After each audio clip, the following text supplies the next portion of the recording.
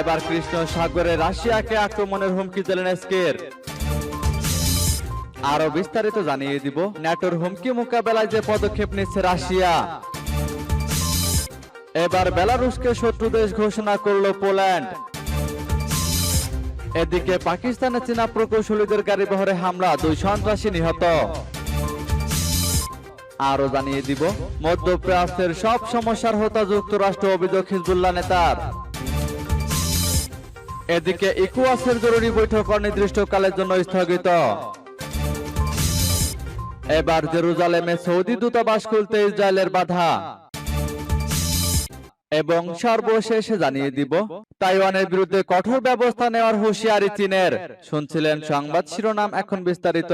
তবে তার আগে অনুরোধ থাকবে এই ভিডিওতে একটি লাইক দিন এবং কমেন্টস করে জানিয়ে দিন আপনি কোন জেলা থেকে বা কোথা থেকে আমাদের সাথে যুক্ত রয়েছেন, এবং সংবাদের সর্বশেষ গুরুত্বপূর্ণ আপডেট পেতে চ্যানেলটি সাবস্ক্রাইব করে আমাদের সঙ্গেই থাকুন। এবার কৃষ্ণ সাগরে রাশিয়াকে আক্রমণের হুমকি জেলেনস্কির। কৃষ্ণ সাগরে শস্য ভর্তি জাহাজ আফ্রিকা ও ইউরোপে পাঠানো নিয়ে আবার রাশিয়া ইউক্রেন সংঘাত তুঙ্গে।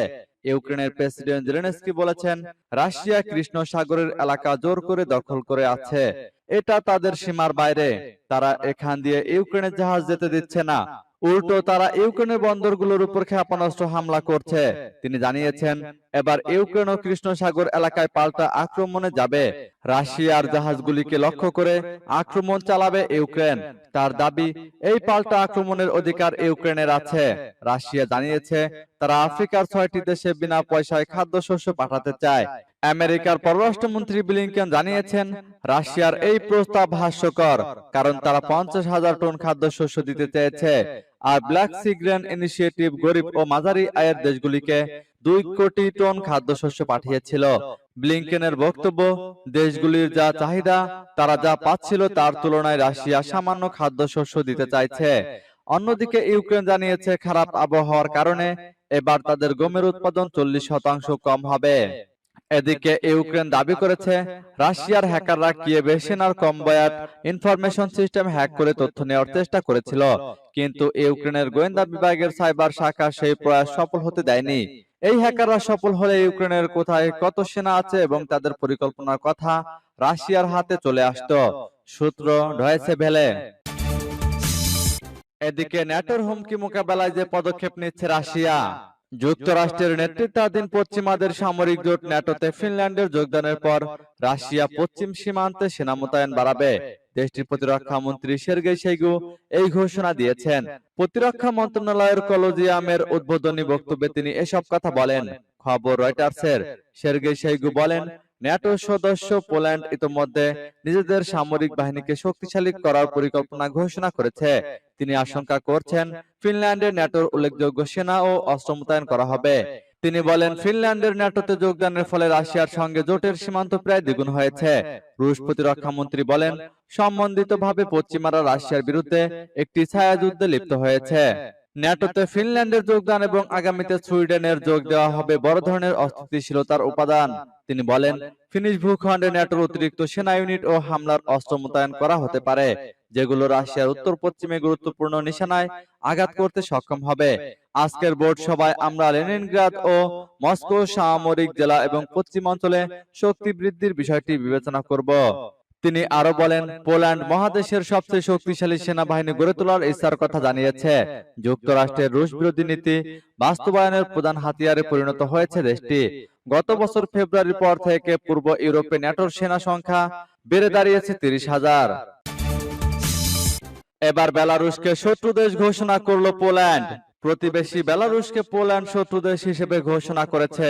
পোল্যান্ডের উপপররাষ্ট্রমন্ত্রী বলেন, বেলারুশ যদি পোল্যান্ডের সাথে সম্পর্ক করতে চায় তাহলে তাকে অবশ্যই পোল্যান্ডের দাবিগুলো পূরণ করতে হবে। বেলারুশের প্রেসিডেন্ট আলেকজান্ডার লুকাশেঙ্কো 2 প্রতিবেশী দেশের মধ্যে সম্পর্ক উন্নত করার আহ্বান জানানোর পর পোল্যান্ড সরকারের পক্ষ থেকে এই বক্তব্য দেওয়া হলো। বেলারুশের প্রেসিডেন্টের আহ্বান সম্পর্কে সন্দেহ প্রকাশ করে জাবলনস্কি বলেন, বেলারুশের নেতার এই আহ্বান ফাঁকা বুলি ছাড়া আর কিছুই নয়। পুলিশ উপপররাষ্ট্রমন্ত্রী স্থানীয় গণমাধ্যমকে আরো বলেন, আমরা বলছি যে পোল্যান্ডের সীমান্তে হামলা চলছে, ফলে বেলারুশের নেতার কাছ থেকে আমরা আবারও ফাঁকা বুলি শুনছি। তার বক্তব্যের প্রকৃতপক্ষে কোনো সারবত্তা নেই। পোল্যান্ডের উপপররাষ্ট্রমন্ত্রী দাবি করেন বেলারুশের সাথে খারাপ সম্পর্ক চায় না তার দেশ, অথবা বর্তমান অবস্থার জন্য তার দেশ দায়ী নয়। প্রকৃতপক্ষে যদি বেলারুশ সম্পর্কে উন্নয়নের ব্যাপারে আন্তরিক থাকে তাহলে তাদের সামনে খুবই সহজ পথ রয়েছে, আর সেটি হচ্ছে পোল্যান্ড যেসব দাবি জানিয়েছে সেগুলো মিনস্ক পূরণ করবে। সূত্র পার্স টুডে। এদিকে পাকিস্তানে চীনা প্রকৌশলীদের গাড়িবহরে হামলা, 2 সন্ত্রাসী নিহত। পাকিস্তানের বেলুচিস্তান প্রদেশে চীনা প্রকৌশলীদের একটি গাড়িবহরে হামলা চালিয়েছে সশস্ত্র বিদ্রোহীরা। এই হামলার পর দেশটির নিরাপত্তা বাহিনীর অভিযানে হামলাকারী 2 সন্ত্রাসী নিহত হয়েছে বলে জানিয়েছে স্থানীয় গণমাধ্যম। প্রতিবেদনে বলা হয়, রোববার বন্দর শহর গাদারের ফকির সেতুর কাছে পাকিস্তানে অবস্থিত একটি চীনা নির্মাণ কোম্পানিতে কর্মরত ইঞ্জিনিয়ারদের গাড়িবহরে হামলা চালানো হয়। এ সময় 2 পাকিস্তানি নিরাপত্তা কর্মীও আহত হন। পুলিশ জানায় তাদের পাল্টা অভিযানে 2 হামলাকারী নিহত হয়েছে, তবে আহত অন্য সন্ত্রাসীরা ঘটনাস্থল থেকে পালিয়ে গেছে এবং বন্দুকযুদ্ধ অব্যাহত থাকায় এলাকাটি নিরাপদ করার জন্য অভিযান চলছে। সংবাদ মাধ্যম দা বেলুচিস্তান পোস্ট জানিয়েছে, হামলার সময় গাদার জুড়ে বিস্ফোরণ এবং গুলির শব্দ শোনা গেছে। ওই এলাকার সব রাস্তায় যান চলাচল বন্ধ করে দেওয়া হয়েছে। এ সংক্রান্ত এক সংবাদ বিজ্ঞপ্তির বরাত দিয়ে প্রতিবেদনে বলা হয়েছে, সরকারি কর্তৃপক্ষ চীনা প্রকৌশলীদের উপর হামলার বিষয়টি নিশ্চিত করেছে। রোববার সকাল 9:30টার দিকে এই হামলার ঘটনা ঘটে। এরপর থেকে সেখানে তীব্র বন্দুকযুদ্ধ চলছে। আগে টুইটার নামে পরিচিত সামাজিক মাধ্যম এক্স এ শেয়ার করে বেলুচিস্তান পোস্টের এক ভিডিওতে দেখা যায় গাদারে এখনো বিস্ফোরণ ঘটছে। সব রুট বন্ধ থাকায় স্থানীয় বন্দরটি ঘেরাও করে রাখা হয়েছে। মধ্যপ্রাচ্যের সব সমস্যার হোতা যুক্তরাষ্ট্র, অভিযোগ হিজবুল্লাহ নেতার। লেবাননের হিজবুল্লাহ গ্রুপের নেতা সাইদ হাসান নাসরুল্লাহ বলেছেন, যুক্তরাষ্ট্র হচ্ছে মধ্যপ্রাচ্যের সব সমস্যার মূল কারণ। ইসরায়েলি গণমাধ্যম একথা জানিয়েছে। খবর সিনহুয়া নিউজের। ইসরায়েলের ইংরেজি সংবাদপত্র দা জেরুজালেম পোস্ট তাদের ওয়েবসাইটে প্রকাশিত এক প্রতিবেদনে জানায়, লেবাননের একজন মুসলিম পণ্ডিতের স্মরণসভা অনুষ্ঠানে নাসরুল্লাহ বলেন, মধ্যপ্রাচ্যের প্রধান সমস্যা হচ্ছে সবকিছুতে আমেরিকার জঘন্য ও নগ্ন হস্তক্ষেপ। নাসরুল্লাহ উদ্ধৃতি দিয়ে এই প্রতিবেদনে বলা হয়, আমরা আমেরিকার বশ্যতার ভিত্তিতে একটি সংস্কৃতি ও নীতির মুখোমুখি হচ্ছি। যুক্তরাষ্ট্র মধ্যপ্রাচ্যের ব্যাপারে দেওয়া তাদের সব প্রতিশ্রুতি ভঙ্গ করেছে। 2014 সাল থেকে ইসরায়েল ফিলিস্তিন শান্তি প্রক্রিয়ার ক্ষেত্রে সৃষ্ট অচলাবস্থার অবসানে যুক্তরাষ্ট্রের নিষ্ক্রিয়তার কথা উল্লেখ করে তিনি বলেন, আমেরিকার কারণেই দ্বিরাষ্ট্র সমাধান ম্লান হয়ে যাচ্ছে। তিনি আরো বলেন, মন্ত্রীদের সম্পর্কে অভিযোগকারী লেবাননের নাগরিকদের এমন অবস্থান থেকে সরে এসে অত্যাচারী আমেরিকার উপর তাদের ক্ষোভ ঢেলে দেওয়া উচিত, কারণ মিশরের গ্যাস এবং জর্ডানের বিদ্যুৎ খাতের উপর আমেরিকার নিষেধাজ্ঞার কারণে লেবাননে বিদ্যুতের ঘাটতি দেখা দেয়। নাসরুল্লাহ দীর্ঘদিন ধরে যুক্তরাষ্ট্রের কঠোর সমালোচনা করে আসছেন। গত মার্চ মাসে তিনি লেবাননের দুর্নীতির অংশীদার হিসেবে যুক্তরাষ্ট্রকে অভিযুক্ত করেন। এবার ইকোয়াসের জরুরি বৈঠক অনির্দিষ্টকালের জন্য স্থগিত। পূর্ব আফ্রিকার দেশ নাইজারের অভ্যুত্থানকারী সামরিক জান্তার বিরুদ্ধে পরবর্তী পদক্ষেপ নিয়ে ঘানার রাজধানীতে বৈঠক বসার কথা ছিল 15 দেশের আঞ্চলিক জোট ইকোয়াসের নেতাদের। তবে এই বৈঠকটি অনির্দিষ্টকালের জন্য স্থগিত করে দেওয়া হয়েছে। Economic community of West African states কৌশলগত কারণ দেখিয়ে এই বৈঠক অনির্দিষ্টকালের জন্য স্থগিত করে, কিন্তু বৈঠকটি স্থগিত হয়ে যাওয়ার পর প্রশ্ন দেখা দিয়েছে, সামরিক জান্তার বিরুদ্ধে অভিযান চালানো থেকে ইকোয়াস সরে এলো কিনা।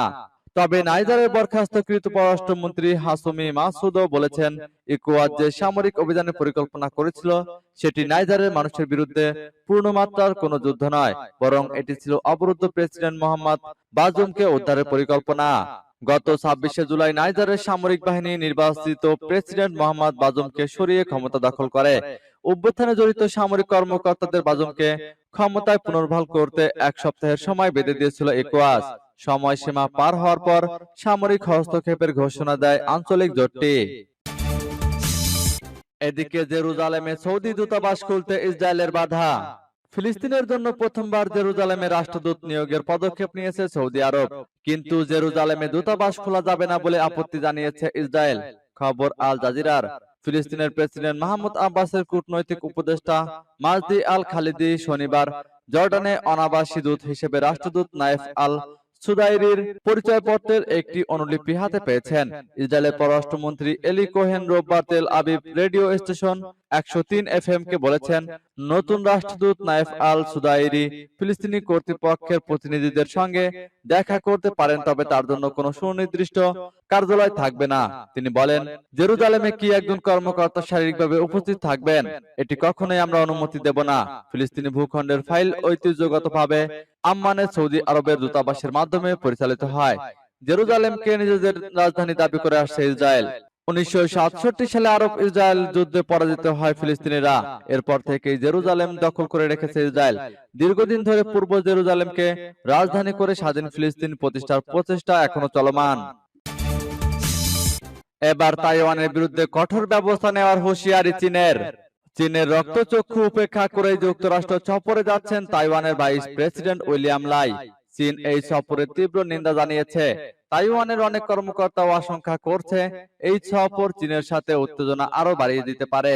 এরই মধ্যে লাইয়ের যুক্তরাষ্ট্র সফর নিয়ে বেজায় ক্ষিপ্ত হয়েছে চীন। হুমকি দিয়ে তাদের সার্বভৌমত্ব রক্ষায় তাইওয়ানের বিরুদ্ধে কঠোর ব্যবস্থা নেওয়া হবে। এক বিবৃতিতে চীনের পররাষ্ট্র মন্ত্রণালয় বলেছে, তাইওয়ানের বিচ্ছিন্নতাবাদীদের যুক্তরাষ্ট্রে যে কোনো ধরনের সফরের বিরোধিতা করে চীন। লাই তাইওয়ানের স্বাধীনতার পক্ষে, বিচ্ছিন্নতাবাদীদের পক্ষে এবং তিনি অব্যাহতভাবে সমস্যা সৃষ্টি করছেন। আরো বলা হয়েছে, তাইওয়ান চীনের স্বার্থের মূল অংশ, আর তাইওয়ান প্রণালীতে উত্তেজনা বৃদ্ধি পাচ্ছে কারণ তাইওয়ান স্বাধীনতা পেতে যুক্তরাষ্ট্রের উপর নির্ভর হতে চাচ্ছে। চীন সবকিছু পর্যবেক্ষণ করছে এবং সার্বভৌমতা ও ভৌগোলিক অখণ্ডতা রক্ষায় কঠোর ব্যবস্থা গ্রহণ করবে।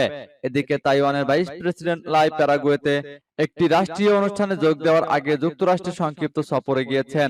তিনি রবিবার নিউ ইয়র্ক শহরে নেমে সেখানকার ম্যানহাটনের লোটে হোটেলে ওঠেন। সূত্র রয়টার্স।